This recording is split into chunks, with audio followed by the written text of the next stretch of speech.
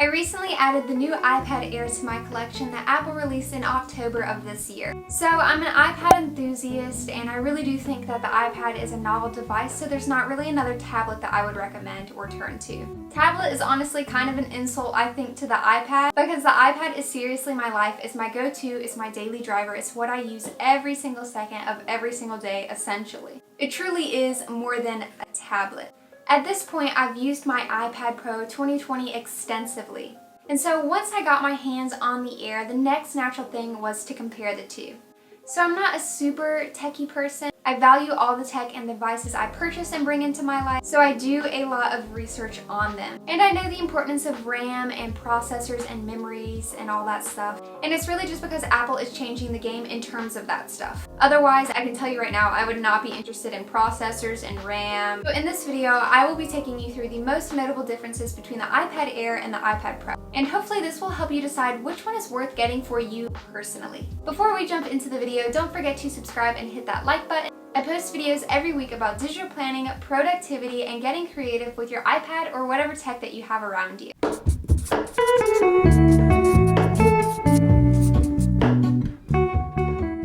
Alright, so jumping into it. Let's first consider the very basic differences between the iPad Pro and the iPad Air. These are things that you probably already know about just by looking at the two different devices. These things are more cosmetic and they don't necessarily impact the way the iPad itself functions. So the Pros are only available in silver and space gray. Personally, I'm super partial to the space gray color. I have that in my MacBook Pro and I have that in my iPad Pro. The Airs, however, are available in more colors. It's fun, they're so sleek, and in my opinion, these colors give people more of an opportunity to kind of customize their iPad, match their personality, get a color that they like and want to use. So the Airs come in rose gold, which is the color that I have in my Air. They also come in green, sky blue, silver, and space gray. And another obvious difference between the two iPads is the size. So the iPad Pro line comes in the 11-inch size and the 12.9-inch size. By the end of this video, if you decide that you want to go ahead and pick up the iPad Pro for yourself, I created a video on the 11-inch versus the 12.9-inch iPad and which one is the best to get for your needs if you know that you want to go for the Pro line.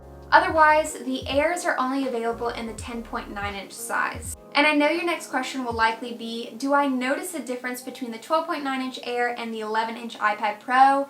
And the answer is not so much. I only notice the difference between the two if the iPad Pro 11-inch is directly next to the iPad Air and I squint. The bezel on the 10.9-inch Air is just marginally bigger than the iPad Pro 11-inch, but again, if you don't have the iPad Pro 11-inch, you're not going to notice that difference in the bezel size. Again, it's really only because I have those two devices to compare. The Pros are also available in different capacities, the lowest option being the 128GB size and the highest option being the 1TB size. So I personally have the 128GB size on my iPad Pro. I find that to be plenty of space for what I do on my iPad, especially since what did you say? I'm an avid user of?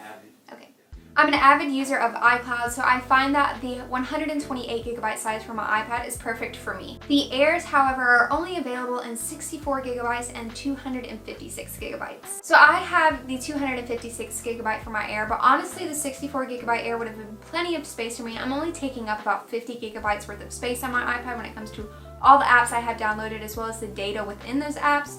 Honestly, I think the 64GB is perfect. And the last important thing to consider is price. So for Pros, depending on the screen and the capacity size, you can be looking at anywhere from $800 to $1,500. But for the Airs, you're more in the $600 to high $700 range USD. Much more affordable, in my opinion, for the same experience. So let's get into actually using the Pro versus Air and those differences. Alright, so it's super simple to do this. Just Google iPad Pro, click on the Apple website, and then click Tech Specs, and do the same thing for the iPad Air. And you'll find that the tech specs are virtually the same. I spent a good 10 to 15 minutes on that site trying to find the differences before I finally found them. The Pro and Air both have Liquid Retina multi-touch display that Apple is known for, and you'll have great sensitivity, pressure sensitivity, and palm rejection on both iPads. They both have wide color and true tone display, as well as finger resistant coating on those screens, neural engines, and they both claim that you can have up to 10 hours of surfing on the internet and watching videos without having to charge them.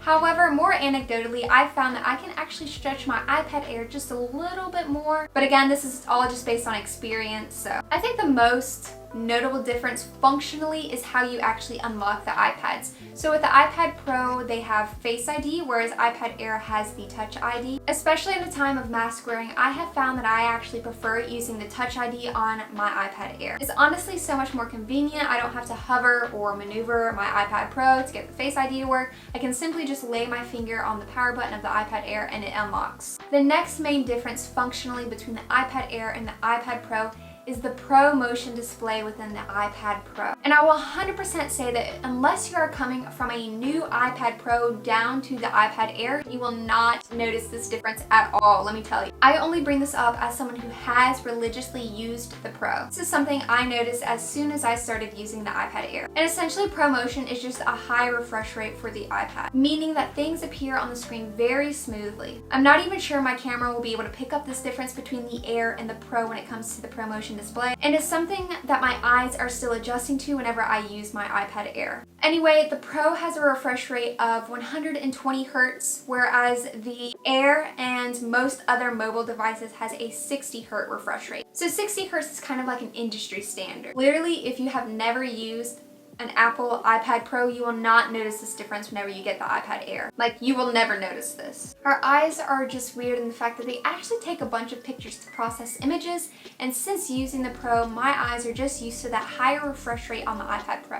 I really only notice this difference between the iPad Pro and the iPad Air whenever I'm doing any kind of scrolling, whether it's kind of scrolling through my notes or scrolling through the web, scrolling through the different apps on my iPad. That's really the only time I ever can pick up on that difference with my eyes. Honestly, I'm being dramatic because I am coming from the Pro, but if you're not coming from the Pro, this shouldn't matter to you. Another difference, which I think is pretty big, is the processor between the Pro and the Air. The Pros have the A12Z Bionic processor, whereas the iPad Air has the A14 Bionic chip. According to Apple, the A14 Bionic chip is their most advanced chip ever. I seriously noticed this difference because I'm doing a lot of kind of minimal tasks. I'm not running a ton of apps at the same time. I like to close out my apps as I use them, so I'm not hitting peak performances on my iPad. Clicking on apps on the Air loads so much faster than my Pro. Clicking on links in my digital planners load faster as well. So yeah, overall I would say that my Air, for how I use it, is a lot faster than how I use my Pro. I certainly think it's a lot more responsive than my Pro as well. The last difference I want to touch on here with the Pro is the LiDAR scanner.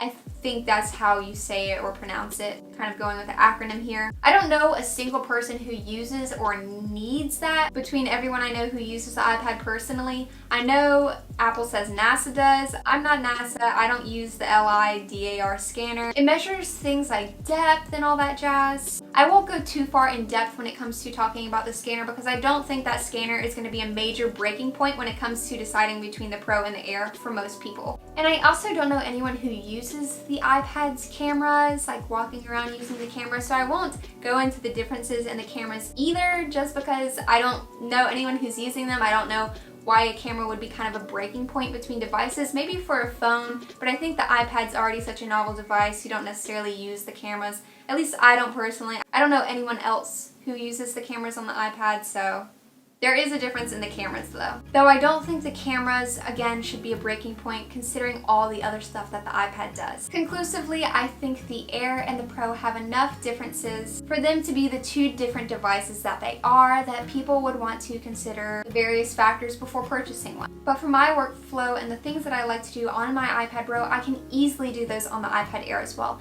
I do a lot of note taking, I do a lot of editing, I do a lot of digital planning and creating. I create tons of ebooks and workbooks and digital planners and templates and stickers and digital art on my iPad Pro, and I can do all of those exact same things on the iPad Air. Honestly, I can't think of one person who needs all that fancy stuff that's included in the iPad Pro. I honestly think that the Air that Apple came out with is the best luxury iPad. It's more affordable and it gives people more of a chance to have that iPad Pro experience without that iPad Pro price, especially when it comes to digital planning and digital note-taking and creating art with Procreate or something on the iPad. So if you're in the market for an iPad and say that you're upgrading for an iPad mini or an older version of the iPad Pro or iPad Air, I say upgrade to the newest iPad Air that Apple came out with. It's compatible with the 2nd gen Apple Pencil and Magic Keyboard, so you can pick up those two and have the full kind of computer replacement experience as well. I only feel partial to the iPad Pro 2020 because that is kind of my first luxury iPad. If I started out with the Air, I'm sure that I would